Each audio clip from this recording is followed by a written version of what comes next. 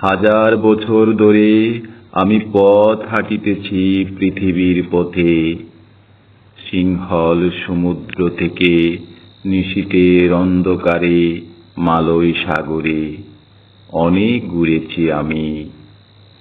বিম্বিসার অশোকের ধূসর জগতে সেখানে ছিলাম আমি।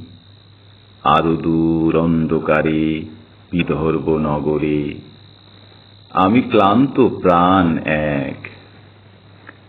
চারিদিকে জীবনের সমুদ্র তফেন আমারে দুদণ্ড শান্তি দিয়েছিল নাটোরের বনলতা সেন।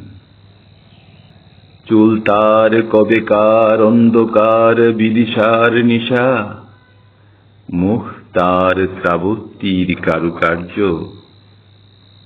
অতি দূর সমুদ্রের পর হাল ভেঙে যে নাবিক হারায়েছে দিশা। সবুজ ঘাসের দেশ যখন সে চোখে দেখে দারুচিনি দ্বীপের ভিতর, তেমনি দেখেছি তারে অন্ধকারে।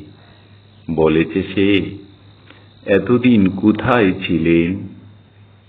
পাখির নীড়ের মতো চোখ তুলে নাটোরের বনলতা সেন।